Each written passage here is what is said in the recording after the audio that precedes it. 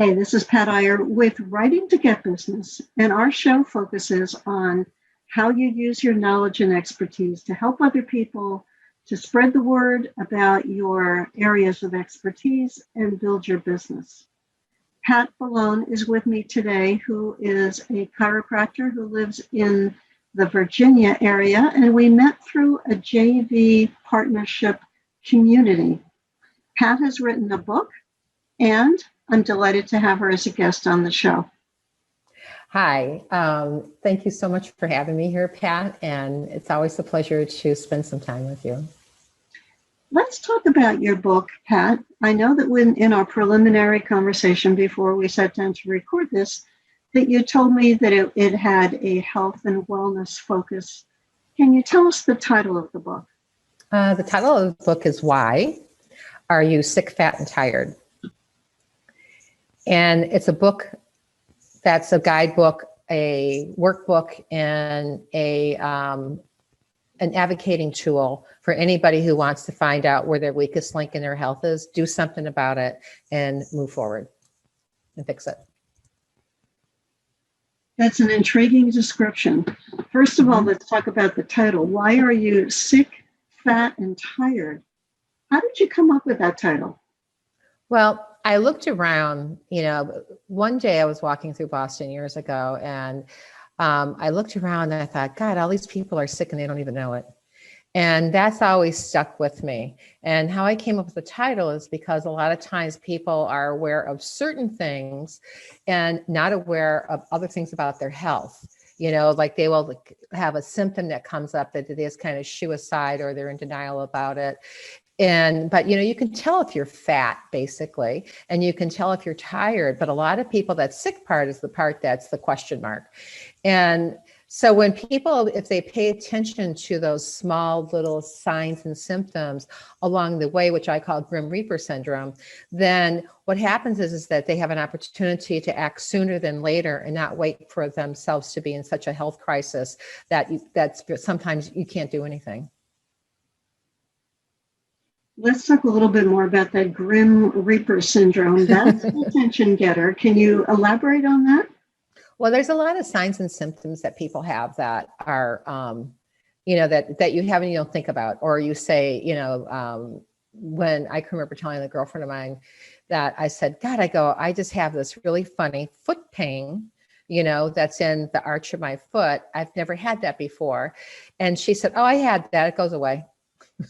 And so when I went back and looked at it, what I actually did is, that particular point at an acupuncture, related back to like liver function. And shortly after that, I had a small issue that was not medical emergency, but it made me pay attention because I took the questionnaire in my book and I found that I had some liver values that were going up.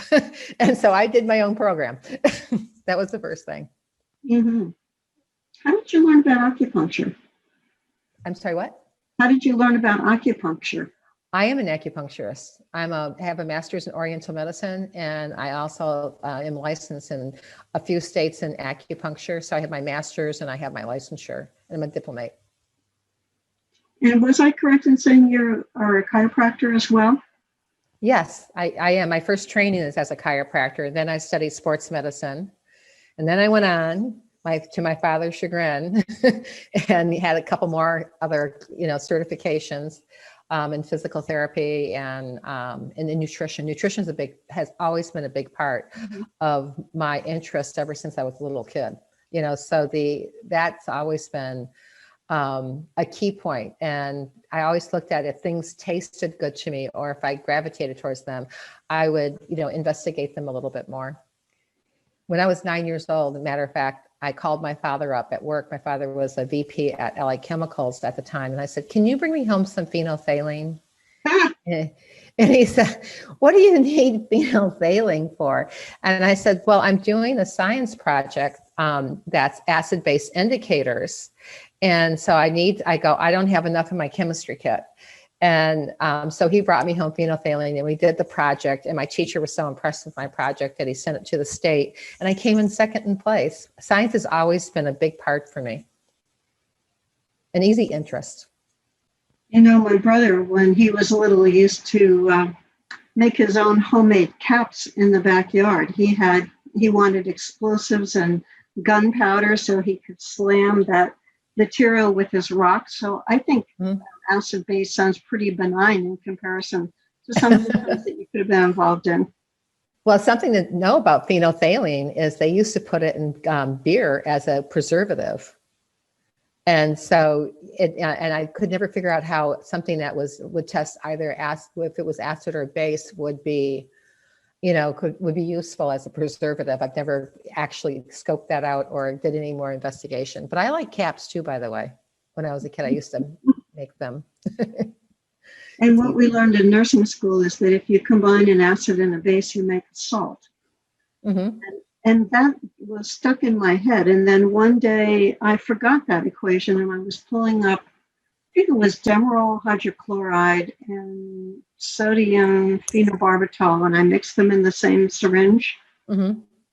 I know it was demerol. I'm not sure about the second ingredient, but as I was staring in horror, the syringe turned to this white solid salt. And I thought, oh, that's right. Acid in the base makes a salt. Yeah, and it's like they didn't lie. They told you the truth. There are reasons behind those rules, Pat. Mhm. Very good I know. chemical reasons. I mean, when you look at a chemist, a chart, a periodic chart, which has all the elements on it, I always found, like when you understand how they put whatever they put there in the molecular weight and how things go together and how many valences, which means how many electrons on the outside are available for it, then you start, paying attention. So when I hear things that have benzene rings in them, I'm always going cancer. Stay away from those. Stay away from those. Because a lot of cleaning fluids today have benzene rings in them. You have to be really careful. Things that are bought over the counter like that. I have a son who's very sensitive to chemicals and he uses all natural cleaners. He doesn't Mm-hmm. like perfumes, Mm-hmm. colognes, anything that is scented is Mm-hmm. very irritating for him. And we're fortunate Yeah. there is that type of alternative product on the market. Mm-hmm. It's great. I use a lot of essential oils, for cleaning products and Mhm. for, when I'm drinking water, I'll, a therapeutic grade, I'll use lemon, lime, grapefruit. I never use orange. Orange I've used as an experiment on my toothpaste. And I would put a drop of it on my toothpaste and it really helps whiten your teeth. And along with, your toothpaste, but you've got to be careful about your toothpaste too, because a lot of it has carrageen and xylitol. And if you look at the label, I just taught a class, it looks at the label of the back of a toothpaste tube. It says on it, call poison control if swallowed. And we all, when we brush our teeth, because it has sodium fluoride in it. And the fluoride is a neurotoxin.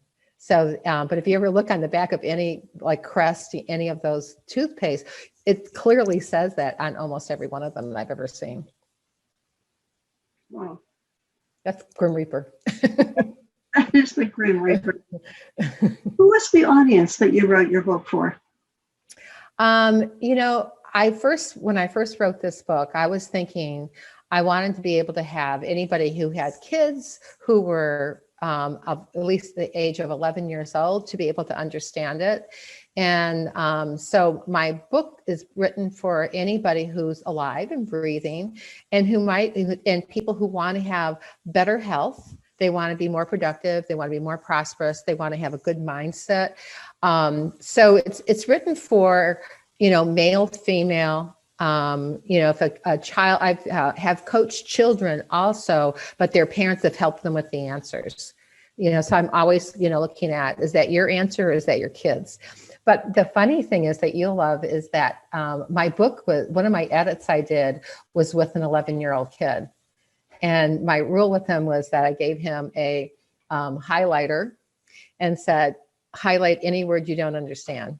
And you don't know what the meaning of it is.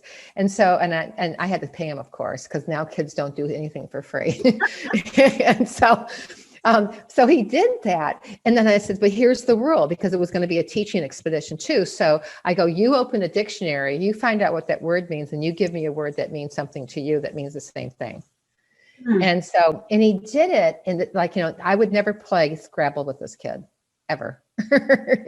And his mother is a really great Scrabble player, and they've always played that. So he's comes from a family that does a lot of reading, and who's, he has a vast knowledge of the English language, even at the age of 11. He was really good. He was very, very helpful for me in regards to that. Because I say that I wrote the book in street language. And how that ended up coming about is that when I was giving the same questionnaire to my patients at the time and clients, and they would leave sections of it empty. And then I would have to stop when I went to go do their, when we were talking about it, and then go over those sections and like, how come you didn't answer this? And it was always because I really don't understand what they're asking. And then when I explained it, they were going, oh, well, the net number, the number value for that is X, Y, Z, because the books, those chapters are questionnaires, and they're questionnaires about each organ system and how they enter. And when I look at the whole snapshot, I can look at how the organ systems, how well the organ systems are working with each other. So, but what I found is that, the reason why I wanted to write it in quote unquote street language is so that even an 11-year-old kid could understand what was being asked of them, but a lot of people look at this book as for a New Year's resolution. They look at it as something going on. All my new clients get this book, and we go over what the questions mean. It's like, where you're at, where do you want to go, and how do you get there? What's the best route to get from point A to point C? You said two intriguing things here. The idea of having a reviewer be at a specific grade level fascinates me. In the healthcare field, I was always, as a nurse, interested in patient education and teaching patients. And, the old guideline, it used to be right at a 8th grade level. Then I heard 6th grade. I've even heard 4th grade when it comes to writing materials for patients. But the connection that you made was, what was interesting to me was actually find a person who's at that grade level and find out if it's comprehensible. Because we can rely on our word processor to tell us at the end of writing our page or our chapter or our book, what is the reading level, by looking at those scales. But maybe that's not the same as handing the marker to the person who's at that grade level and saying, here, do you understand what I wrote? No, it was funny too. The same person's father was sitting there, and I said to him, do you have hand pain? Or I asked him, I said, do you have arm pain? And he said, no. And so his daughter said, Dad, you have hand pain. And he goes, yeah, but that's my hand. And I said, the hand's connected to the arm. So we had to go back to, like when we asked a specific question about where somebody had pain, we had to go back and re-explain, like, in the whole arm, do you have any pain? Because we couldn't make up another space to have a question like, do you have hand pain in that, for instance, in that. So it was interesting to look at, how different people perceive the same question. And ended up with like in that instance, and then the grandson was sitting there and just said, arm, shoulder, arm, hand, grandpa, they all fit together, kind of thing. It was really cute. That's when he was adorable. And I think the other piece that I find intriguing is going through the book with your patients. You've turned this into a combination educational piece as well as an assessment piece in your business, working as a healthcare provider with people who are coming to you to get help with those syndromes, the Grim Reaper syndromes, the things that are going to be making us sick. Well, there's I'm right now in the middle of doing an online course, delivering it.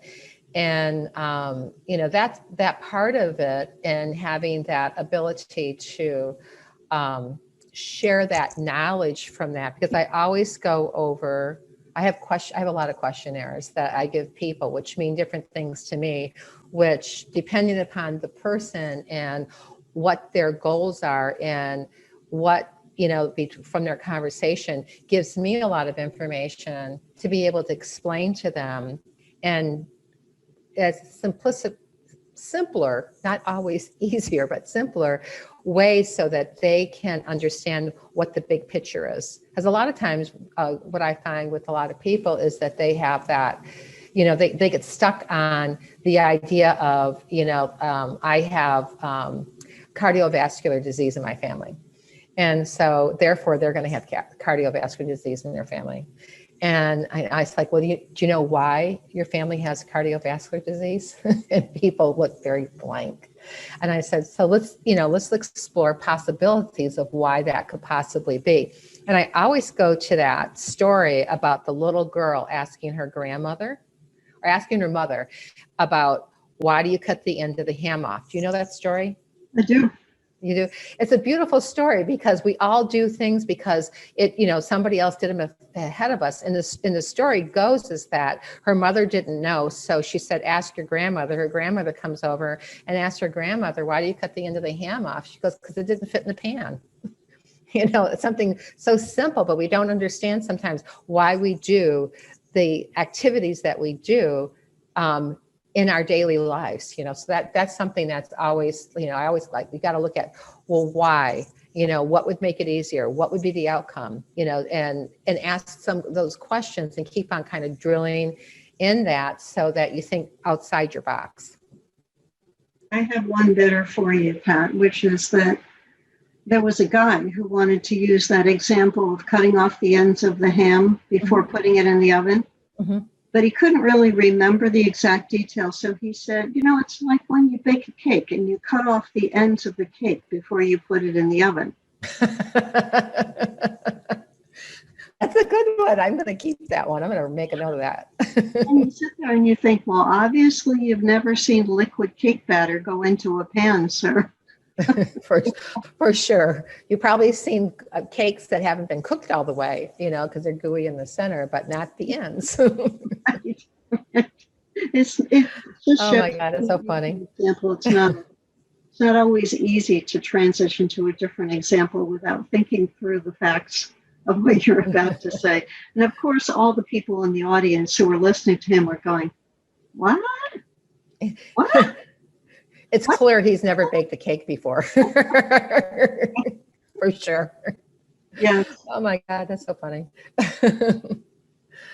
Now you have this book that you wrote about being sick, tired, and fat. I think the order was maybe a little different. Is it? Mm-hmm.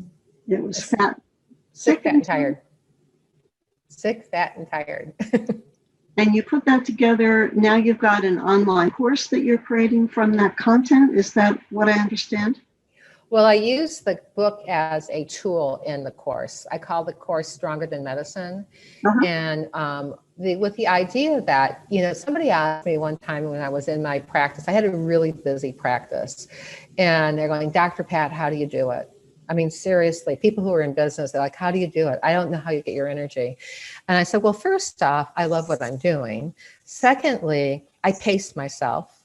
And thirdly, I stay in, I didn't call it that at that time. I called it then at that time, my vibe. Now I would call it more like Einstein's time. And then I would, and then I said, you have to eat really, really well.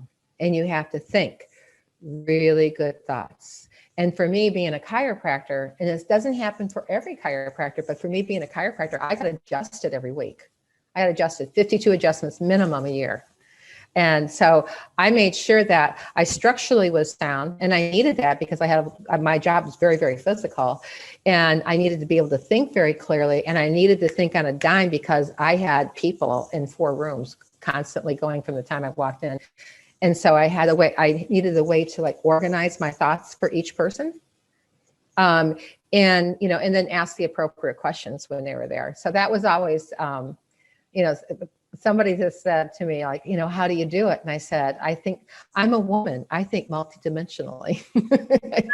And I have space, and I can see the big picture. I know where I'm going, and I can see the pieces of the puzzle before I go down the alley. And so I know basically where I'm going. But it's always been, I thought it was just normal for everyone to do that. But someone told me that that's a gift. But I always made sure that I ate very clean and I ate really well. And also, I had a technique for going to sleep when you can't go to sleep. And my technique was that if I couldn't go to sleep, I would just, at that point in time, I had a dictaphone. So I would just say whatever was on my mind. And then I would shut it off and say, is there anything I can do about it? And if the answer was yes, I turned the lights on, got up, did it. And then I erased it off my dictaphone. So I didn't have to listen to it ever again. And then, but if not, then I waited till the morning and I went in and I gave my dictaphone to my office manager and said, transcribe this. And then she, like an hour later, she'd put the sheet of paper on my desk. And so then I would tackle it. What can I do about this today? And so I always tried to go to sleep with a clean slate. And then if I couldn't sleep, then I would listen to meditation music. Now I listen to binaural beats. To who? Binaural beats. Binaural beat. Binaural beats. And what they are, you can find them. There's tons of them on YouTube. And what I do is just play them in the background. I look at what the purpose and the frequency of the binaural beat is, and then I'll listen to it for a couple minutes. And if it drives me crazy, I'll go find another one. So I listen to something that energetically for me like sounds nice. Like when you're going to listen to jazz music, but if you like bass, you're going to hate the jazz music. So it's like picking whatever is, very familiar with you. And then it creates a peaceful moment and you can fall asleep. Interesting. It's a good health hack. And if you wake up between 1 and 3 o'clock, I used to tell patients of mine all the time to get up and take on my fingers this much lemon juice to that much water, like in a small kind of rock glass, and toss it, down your throat. And people are like, why does that work? And I said, well, lemon juice is acid and it's like helps the stomach soothe itself, especially if you ate later. It helps the liver do stuff. It helps the gallbladder do stuff. And it's a soothing kind of drink to have. And then, and then you wake up more refreshed than before. It's just something I've done for years. For the people who are listening to this rather than watching the video on our YouTube channel, can you describe what you just did with your hands? I can. If you look at your baby finger and your baby finger's the knuckle, and if you put your hand in front of you, what you want to do is you want to have in a kind of a rock glass that you would have maybe a whiskey sour or something like that. If you have those kind of things, you would put lemon juice in, fresh lemon juice up for that baby finger. And then you would have your ring finger, middle finger, and first finger would be the amount of water that you would have in the glass. So that's approximately 1/8 part lemon juice, would you say, from looking at? I would say it would be, if I was going to say the ratio was 3 to 1. 3 to 1. And the 1 being a little bit less than 1. Okay, so about 75% water and 25% lemon juice. Right. It's tart. I mean, you'll want to kiss somebody. It's like make you pucker right up. You could kiss the person who's sleeping in the bed next to you, but my dog. I don't know if your dog would be particularly receptive to a kiss in the middle of the night. No, he just, he just like rolls over and just. He has that just like a little sigh, like if I just like reach over and just pat him on his head on that. So I've had him for almost 16 years. So we have familiarity of trying to share the same safe. Sometimes I just kick him right off the bed. So you got to get off the bed. You're keeping me up. But I love dogs. I've had dogs my whole life. For sure. Is there anything else that you would like to share about your book, the process of writing your book, what you learned about writing a book as you were going through it? Sure. When I first wrote this book, somebody suggested to me that I was going to write a book. And I just said, I don't think so. I don't want to write a book. And then as time went on, it's like they planted that seed. I never saw the person ever again. And then one day I woke up early in the morning. And when it was my friend who lived in Arizona, I called up and said, if I wrote a book that asked you questions so that you could identify where your health link is the weakest and a way for you to do something about it, would you buy it? He goes, absolutely. And he said, I go, well, okay. And he goes, are you going to do that? And I said, I am. I just don't know when. So that might have been like maybe in 2016. And then one day I woke up because I couldn't figure out how to get that together. And all of a sudden I had this vision in my head about how to put it together. So when I first wrote it, I just wrote it as like a business card. And when I took it took my rough draft to the publisher who helped me publish the book, and who ultimately published it, so I had a person before that, but that did not work out. She just said to me, and I had my endorsements. She said, I go, don't we need to shorten these endorsements? And I said, some of them are really long. And she said, Pat, you never shorten a good endorsement. And she goes, do you know what you really wrote? And people tell me it's very organized. I'm very left brain. So for me, it's just natural. Like, here's the reason, here's how to start reading this book. Here's what to do with it. Here's the questions and how to answer it. And here's what you can do afterward. There's a call to action of like what you can take this information to any learned physician in functional medicine or lifestyle medicine, and they can help you, assess what your health chart looks like. So, and I had a person who left me a review who kept on contacting me and saying, well, what can you do for myofibrosis? And I said, you didn't read the book. When you read the book, give me a call back. And then she called me up and asked me about some other ailment. What can you do about that? I said, you didn't read the book.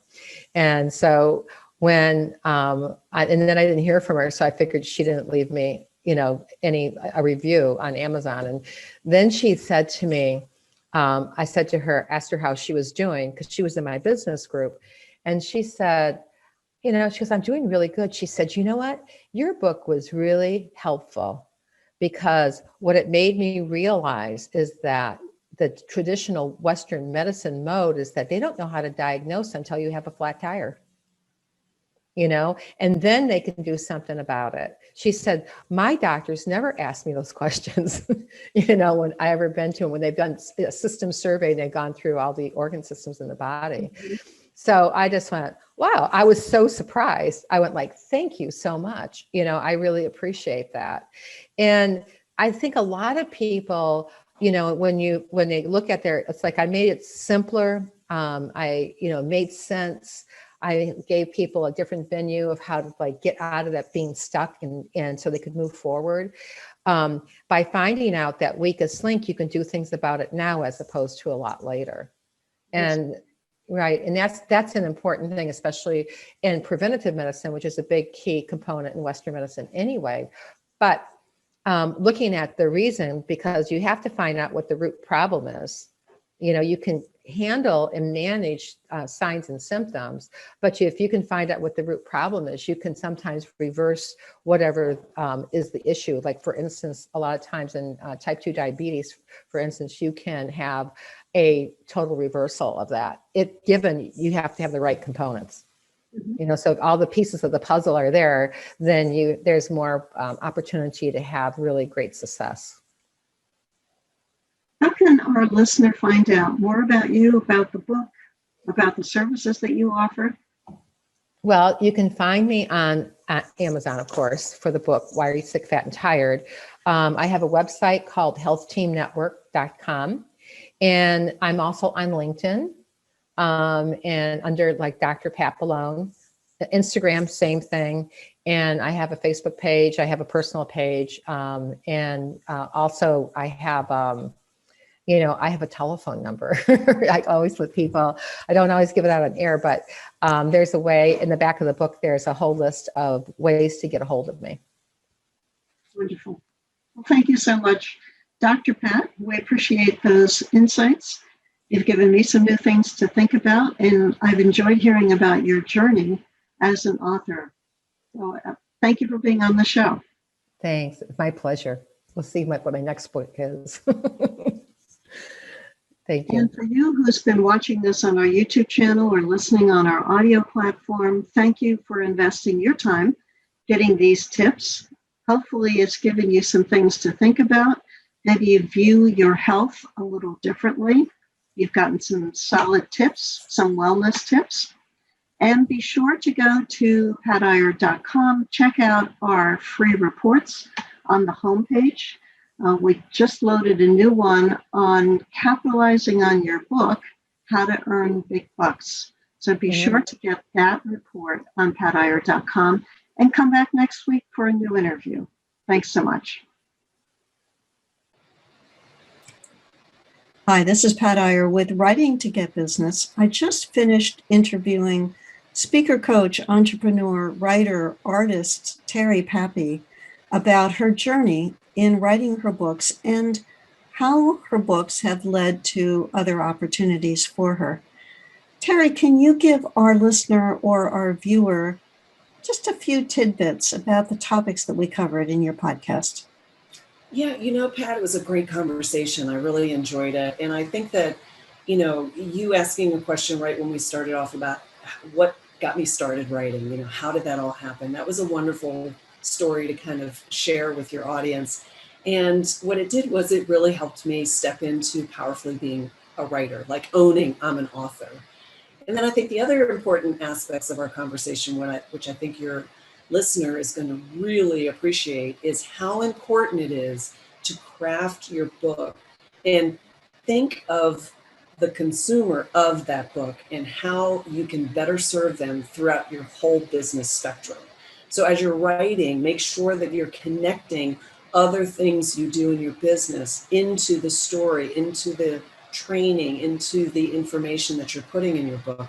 It will actually shift how you're writing about it and will also give you many, many more opportunities to grow your business, to increase awareness around your brand, and to help you niche your particular thought leadership so people know you are the go-to person. Be sure to watch Terry Pappy's podcast, that's TerryPappy, as she shares how she structured her books deliberately to break one of the big taboos that we have when it comes to books, and how she's used her books in her business. Thanks so much.